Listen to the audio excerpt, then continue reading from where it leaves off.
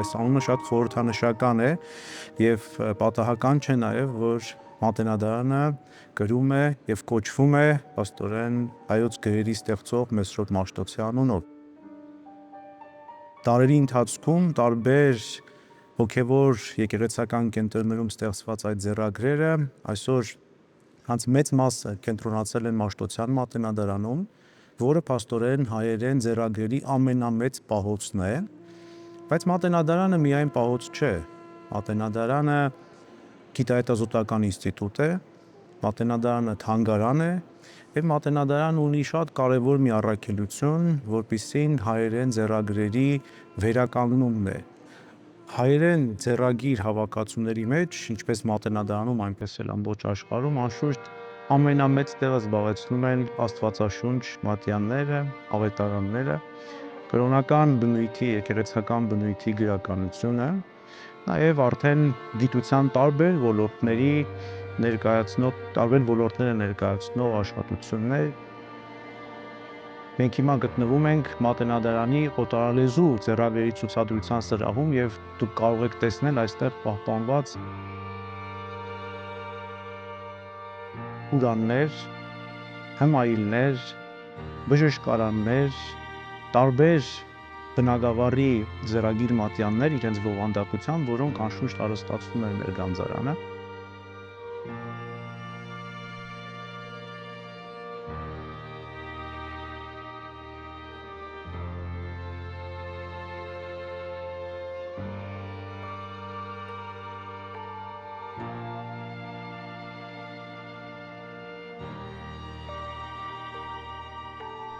Ձեռագրերի առկայությունն ինքնին շատ կարևոր է եւ վկայությունն է հայ ինքնության, նրա ստեղծած մշակույթի, նրա ստեղծած քրիստոնեական մշակույթի, որը ի դեպ ոչ միայն հայկական է, այլ նաեւ համամարտկային։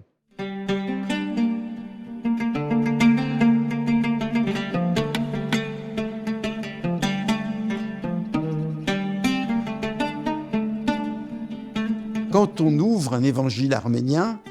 on découvre quelque chose d'assez mystérieux, qui sont les tables de canon. C'est comme ça qu'on les appelle. Et ça commence par deux personnages qui se font face, Eusèbe d'un côté, Carpien de l'autre, et Eusèbe écrit en arménien le mode d'emploi des tables qui suivent.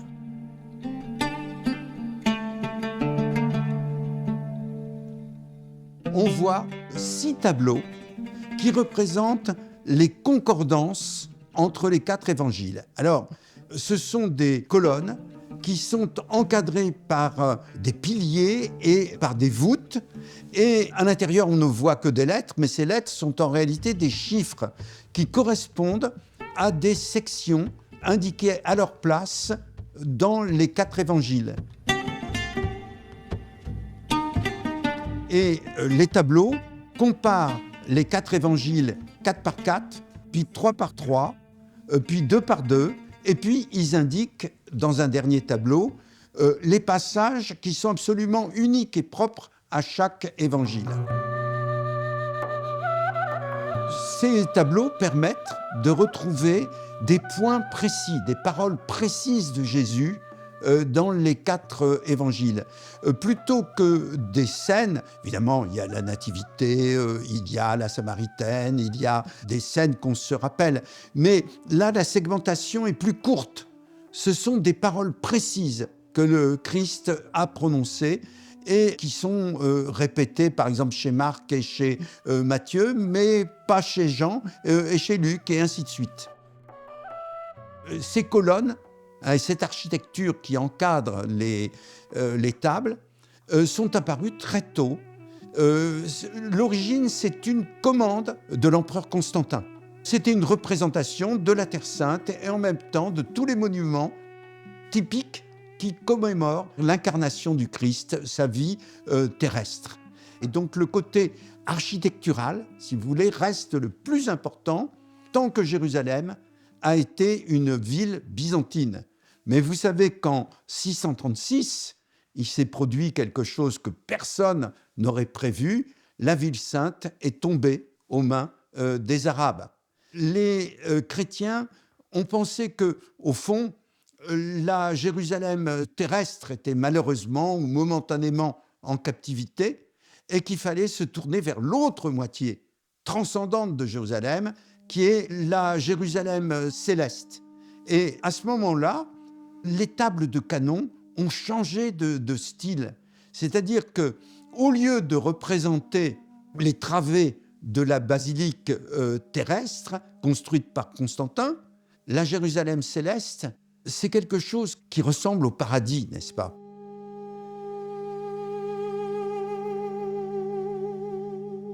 On explique que c'est un jardin, en fait, comparable à celui d'Éden. Eh bien, toutes ces croyances apparaissent dans le décor luxuriant des tables de canon, je dirais à partir du XIIe siècle, où on a des fleurs,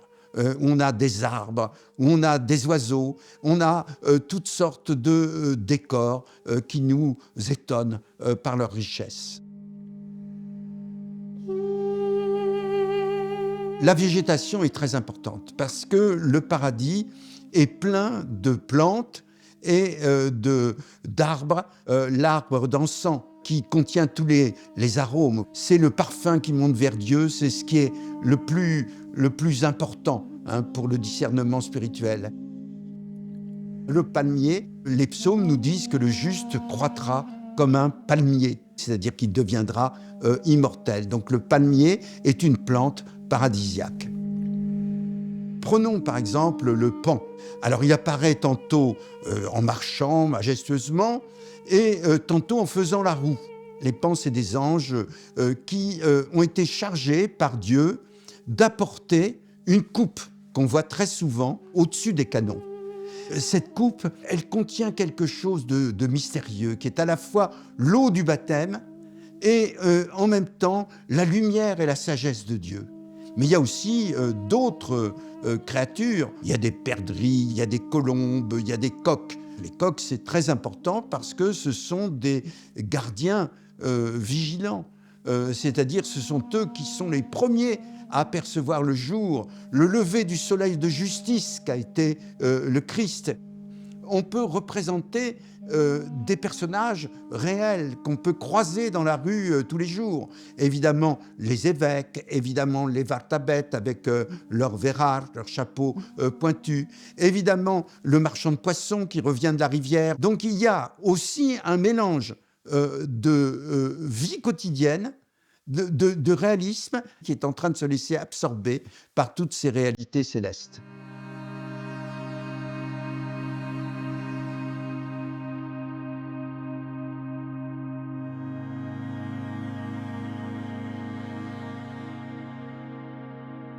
Դեռևս վաղ շրջանից հայկական ձեռագրերը նաև զարդարել են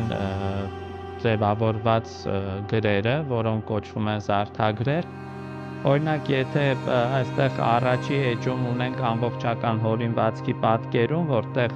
ավետարանի սկիզբը սկսվում է տարբեր կերպարների նկարազարդումներով, ներկայացված է խնջույքի տեսարան, երաժիշտներ, պարող մարդիկ, մատրվակը, որը գինի է մատուցում, որպես ավետարանի սկիզբ սկսվում է գիրք ծննդյան, եւ այստեղ մենք կտեսնենք գիրքը ամբողջությամբ, գիրք բառը գրված է մարտագրերով եւ ծննդյանի ուղղակի առաջի տառն է, Ծ տառը, այնուհետև սովորական երկաթագրով շարունակվում է։ Այս մյուս ձեռագրում կարող ենք տեսնել Վոտարի հետաքրքիր պատկերում, որը իրենից ներկայացնում է ավետման տեսարանը, որը մանրանկարիչների կողմից բավական այսպես սիրված տեսարան է, որը հանդիպում ենք տարբեր ձեռագրերում։ Այստեղ սկզբում Գաբրիել հրեշտակապետն է ծաղիկը ձեռքին եւ Մարիամ Աստվածածինը։ Ու կենտրոնում էլ Սուրբ Հոգին, որ իջնում է որպես ավետման խորհուրդ։ Հաջորդ ձեռագիրը, որի մասին պետք է խոսեմ, ներկայացված է Թ տառը, որտեղ կարող ենք տեսնել Գրիգոր Լուսավորչին եւ շեփորի մեջից դուրս եկող հրեշտակը, որը ձեռքը ուղղել է դեպի Լուսավորիչը։ Իսկ անկյունում կարող ենք տեսնել Էջմիածնի պատկերումը։ Այս մյուս ձեռագիրը, որը 15-րդ դարի ավետարան է, այստեղ կարող ենք տեսնել կրկին էլի Մատթեոսի ավետարանի սկիզբը ձևավորված մարդագրերով, որտեղ երաժիշտներ են, մարմնամարզիկներ, մարդիկ, ովքեր ձեռքերին ունեն թռչուններ, եւ առաջի տառը Գ տառն է, որը ներկայացված է որպես հրեշտակ եւ կրկին Մատթեոսի ավետարանիչի խորհուրդն է։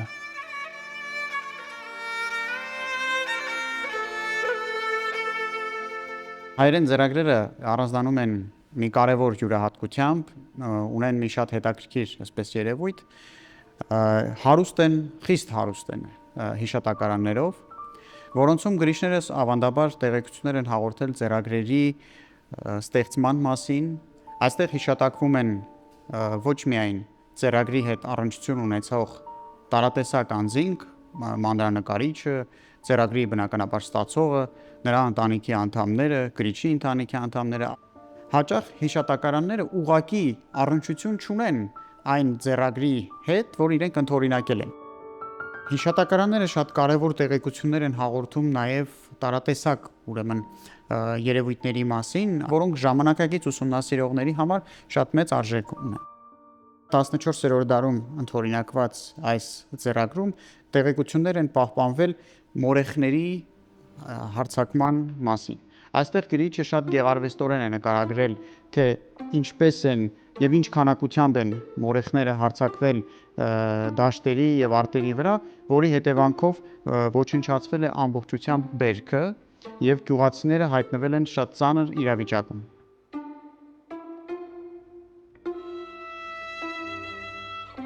Վասպուրականի գրչության կենտրոններից մեկում ընդօրինակված ուրեմն այս գեղեցիկ ձեռագրում մենք ունենք գրչի ընդարձակ հիշատակարան, որտեղ նա մանրամասն ներկայացնում է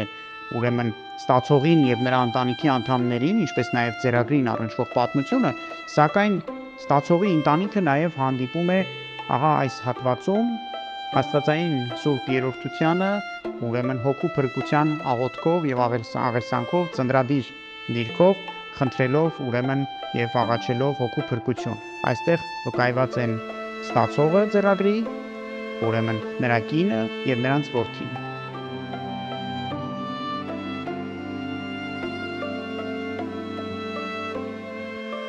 Հաճախ ձեռագրերում, ինչպես այս ձեռագրում, այնպես էլ այս ձեռագրում մենք ունենք նաեւ այսպես պատկերագրության տեսակ հոգեփրկչական, այսպես ակնկալիքով, ապա այս դեպքում մենք ունենք ուրեմն արհեստավորի կերպար, որը Հյուսն է, եւ այստեղ նրա առջև դրված են նաեւ Հյուսնի գործիքները՝ կացինը, սղոցը, ուրաքը եւ այլ ուրեմն դուրը։ Մարդկային պատմությունների մի ամբողջ ժողովածու է հիշատակարանների այս ուրեմն այսպես ասենք հատորաշարը, որ նաեւ այսօր հասանելի է հետազոտողներին։ Եթե փորձենք մեկ բառով նկարագրել եւ ամփոփել, կարող ենք ասել, որ հիշատակարաններում ամփոփված է միջնադարյան հայ մարդը եւ նրա պատմությունը։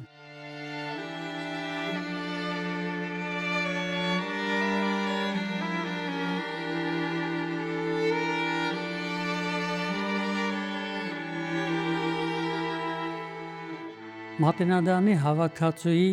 հնագույն կազմը եւ ոչ միայն Մատենադարանի հավաքածուի, այլ ամբողջ հայերեն ձեռագրերի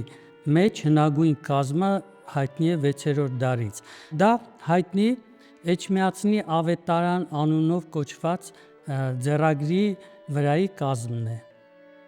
Կազմը պատրաստված է փղի ոսկորից, պատկերները քրիստոնյա պատկերագրություններն են, Աստվածամայրը Հիսուսը գրքին։ Այս եզրին տեսնում ենք Գաբրիել հրեշտակի ավետումը, Հիսուսի ծննդյան հետ կապված։ Այստեղ ծնունդը քարանձավում, մոգերի երկրպագությունը, վերևում դրված է Հիսուսի խաչը, փրկության խաչ։ Մյուս երեսին նորից պատկերված է փրկության խաչը, տարբեր հիվանդությունների բուժումը նկարված է եւ մուտքը Երուսաղեմ։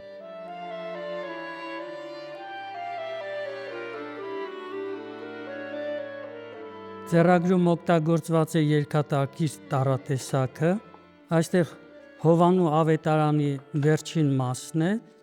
երկու մանրանկարները 6-րդ դարից ընկել են հիշատակարանների արանքում։ Երբ ձեռագիրը հասավ Մայրաթոր Էջմիածին, ամբողջ հայության մեջ այն տարածվեց Էջմիածնի ավետարան անունով։ Միշտ չի որ հաջողվում է այս ձեռագիրը տեսնել, բայց երբ տեսնում ենք ձեռագիրը, դող ենք զգում առաջին հերթին, երկրորդ հերթին զգում ենք, որ մենք հաղորդակցվում ենք սրբության հետ։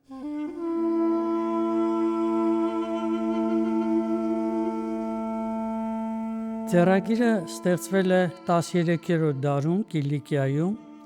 եւ երկար ժամանակ պահվել է Մշո Սուրբ Կարապետ վանքում։ Ցեղասպանության ժամանակ Վեհափար Հայրապետը հատուկ խումբ է ուղարկում Մուշ թաքստոցներում պահված ձեռագրերը հայրենիք բերելու համար։ Ձեռագրի առաջի փեղկի ոսկեզօծ թիթեղը պատրաստվել է 1496 թվականին։ Վերևի հատվածում պատկերված է քերոպեական աթոռը,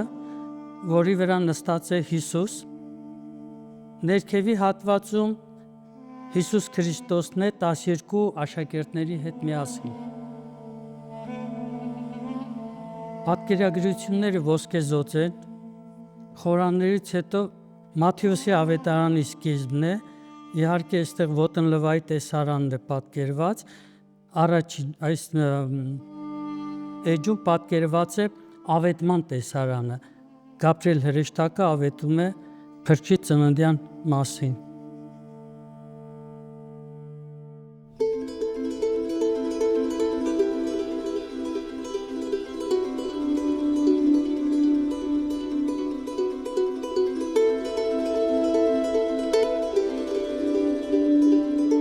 Պետք է նշել, որ Մատենադարանում բացի ձեռագրական հավաքածուից կա նաև շատ արժեքավոր արխիվային հավաքածու։ Հիմքը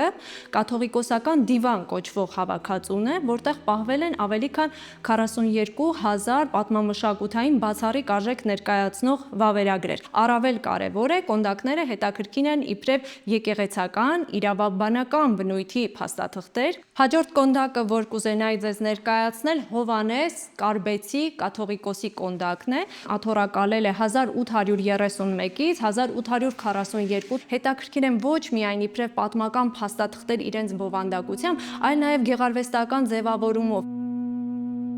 Այս երկու մասնագիտությունները ժամանակին շատ հարգի են եղել, պատիվ է եղել, որպեսզի անձը լինի գրիչ կամ նկարիչ կոնդակների։ Մեկ այլ հատկանիշով ևս, դրանցում արտահայտվում է կաթողիկոսական կնիքը։ Ամենայն հայոց կաթողիկոսները սովորություն են ունեցել կնքել կարմիրով։ Տեսնում ենք Գրիգոր Լուսավորչի տեսիլքի դրսևորումը, որ բացվել է խորանաշեն ծածկը, հրեշտակների բազմությամբ երկիր է իջել Աստծո որդին եւ ձեռքի ոսկե մուրճով կռանով հարվածել է այն տեղը, Վաղաշապատը նկատի ունենք, որտեղ 303 թվականին կառուցվել է Էջմիածնի մայր տաճարը։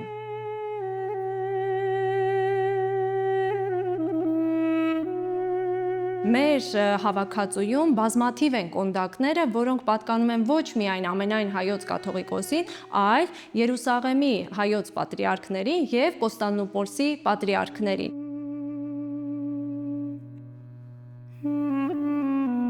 ամբողջ փաստաթղթում օգտագործված պատկերագրությունը մեզ հուշում է, որ այս փաստաթուղթը Երուսաղեմից է։ Ինչու՞, որովհետև եւ կնիքում արտահայտված արձանագրությունը եւ նրան ուղեկցող պատկերագրությունը ներկայացնում են Քրիստոսի հարության տեսարանը։ Եվ կնիքի շուրջը դաջված արձանագրությունն է այդ մասին, որ կնիքս հարության ոչ պարտուց այլ օրհնության, այսինքն հարությունը ինչ որ իմաստով կարող ենք ներկայացնել իբրև Քրիստոսի հարության տեսարանը, ինչ որ իմաստով Երուսաղեմի սրբոց հարության տաճարը, իսկ ոչ պարտուց այլ ուրեմն օրհնության իմաստը, որ Քրիստոս մահվանից հետո հարություն առավ եւ դա ինչ որ իմաստով կյանքի հաղթանակն է մահվան հանդեպ։ Զուգահեռ մենք տեսնում ենք, որ փաստաթղթում արտահայտված է Երուսաղեմի սրբոց Հակոբյան ծվանքը, Քրիստոսի խաչելիության տեսարանն է, հարության խորհուրդն է ներկայացված, ինչպես նաև վերևին հատվածում պայծառակերպությունն է։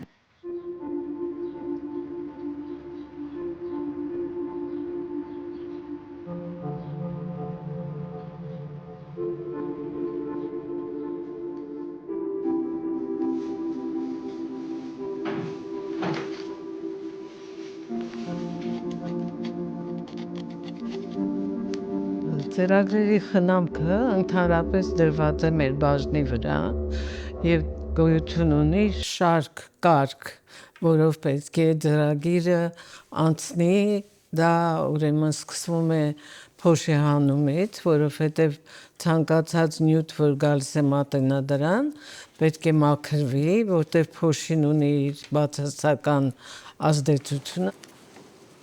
Ծրագրերի հետ աշխատելիս, երբ բերում ենք ձեռագիրը, սկսում ենք աշխատել, հաճախակի տարբեր հետաքրքիր գանձեր ենք հայտնաբերում եւ դա մեզ շատ ուրախացնում է։ Դե օրինակ այս ձեռագիրը 14-րդ դարի սկիզբ շատ վատ վիճակում եկավ բաժին։ Տեսեք, այս ձեռագիրը մեզ շատ ուրախացրեց, կար բազմաթիվ ամբողջ ձեռագրի էջերի գրեթե բոլոր թերթերի վրա կար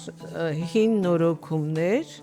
այսպես մեջքի վրա, անկյուններում, երբ որ եկավ ձեռագիրը մեր բաժին, մենք քանդեցինք ձեռագիրը եւ պարզվեց, որ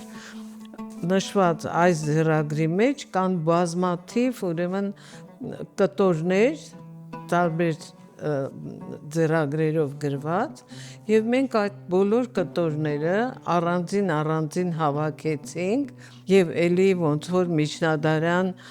բուժարաններ են դրանք։ Սա ճառընտիր է 15-րդ դարի, երբ որ քանդել ենք ձեռագիրը, պարզվել է, որ շատ հետաքրքիր է այստեղ ուրեմն կտորի վրա ասեղնագործություն կա։ Սպասում ենք, որ ունենք մասնագետ պատմության թանգարանում, որ համատեղ կարողանանք այս նյութը վերականգնենք եւ ցուցադրենք արդեն թանգարանում որպես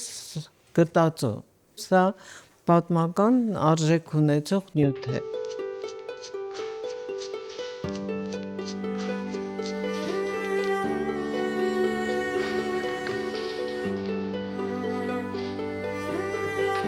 Ձեռագիրը ստեղծվել է 14-րդ դարում 1306 թվականին Գեղեգիսի հայտնի ավետարանն է, մանրանկարները բերվեցին ինձ մոտ, որպեսզի ես դրանք վերանորոգեմ։ Մանրանկարները իրականում շատ վնասված էին եւ այդպես կոլաժի տեսքով իրար վրա փակցված, սոսնձված, մոտորապես այդ տեսնում եք պատկերում, սա մի մանրանկարի տեսքն է, երկու մանրանկար թերթերի տեսքն է, մինչև վերականգնումը։ Ինձ այդպես էլ չհաջողվեց հասկանալ, թե ինչու են մանրանկարները այսպես վնասել։ Մոտավոր 1 տարի տևեց այս մի քանի մանրանկար էջերի անջատումը եւ վերականգնումը։ Այստեղ պատկերված են ձեռագրի պատվիրատուները, այս կարմիր հագուստով իշխանը հենց Օրբելյան Բուրթել իշխանն է, որը հայտնի նորավանքի հեղինակն է։ Եվ սա, որ նույնպես 4 կտորներից եմ միացրել Խաչից իջեցում տեսարանն է։ Համարվում է Մատենադարանում պահվող եզակի ձեռագրերից մեկը, արժեքավոր։ Նայում եմ, տեսնում եմ, հիմա էլ երբ որ արդեն ավարտել եմ, մի տեսակ հավատս չի գալի, որ ես եմ դա արել, որովհետև մի կարծես գերբնական ուժի օգնություն լինի, որ քեզ օգնում է, որ դու իրեն փրկես։ Շուրջ 15 տարի է, ինչ զբաղվում եմ վերականգնումով ձեռագրերի, եւ մենք կարծես ձեռագրերի բժիշկներ հանդիսանալով բուժելով իրենց նոր կյանք ենք տալիս, իրենց կյանքը երկարացնում ենք եւ այդ հաճելի զգացողությունն է, որ ստիպում է անընդհատ նոր ձեռագրեր վերականգնել։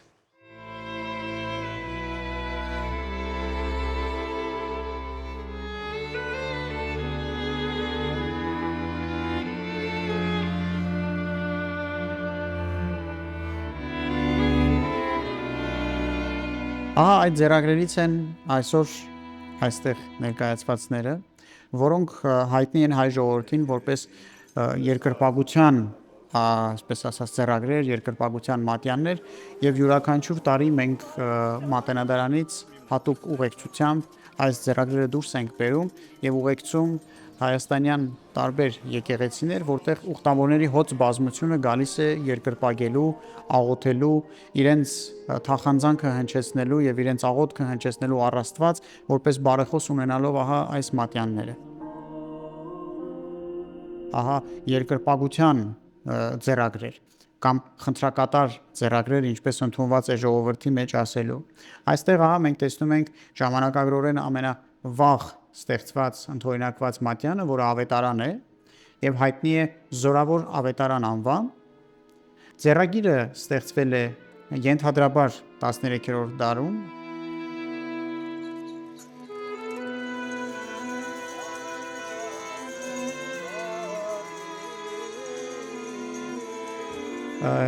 Ավելի ուշ մենք տեսնում ենք ձեռագիրը 15-րդ դարում Երևանի Սուրբ Անանիա առաքյալի անապատում, որը այսօր ավելի հայտնի է Զորավոր Սուրբ Աստվածածին անվամբ, հայտնի է եղել իր բժշկություններով, իր տարատեսակ հրաշքներով, հրաշագործություններով, որի շնորհիվ է ստացել է Զորավոր անվանումը։ Պետք է նաև առանձնանշել,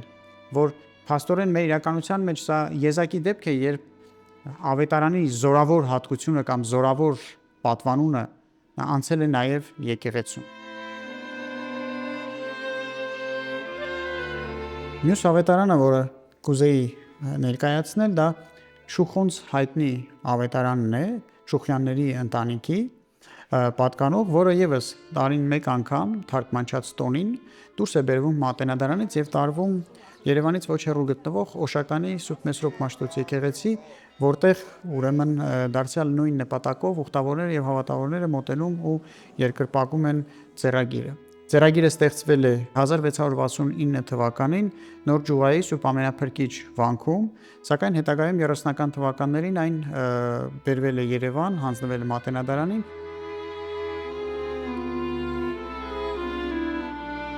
Մենք այստեղ փաստորեն Մատենադարանում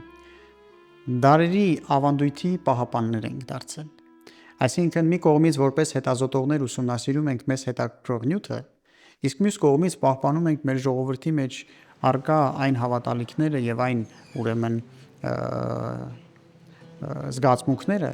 որոնք որ ամբարված են ահա այս շտեմարանում։ Հետևաբար Մատենադարանը դրանով իսկապես եզակի կառույց է, այն դարերի ավանդույթների պահապան է, իսկ մենք այդ գործին լծված ուրեմն հետազոտողներ ենք, որոնք շարունակում են իրենց նախորդների գործը եւ պիտի հաջորդիվ փոխանցեն այս գործը։ Իսկ այս ձեռագրերը պիտի շարունակեն ուրեմն երկրպագվել եւ պիտի շարունակվեն ուրեմն աղոթքներ հնչել նրանց մոտ ի բարօրություն մեր երկրի եւ ուրեմն ամբողջ հավատացյալ աշխարհի։